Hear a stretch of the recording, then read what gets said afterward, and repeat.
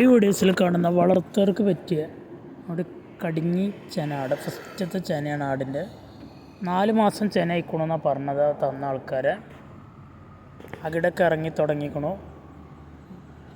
നല്ല വയറൊക്കെ ഉള്ള ആടാണ്. ആവശ്യക്കാരുണ്ടെങ്കിൽ വിളിക്കുക. നല്ല തീറ്റയും വെള്ളം കൂടിയാണ്. നല്ല ഉഷാറുള്ള ആടാണ്. ഇതിന് വില ഉദ്ദേശിക്കുന്നത്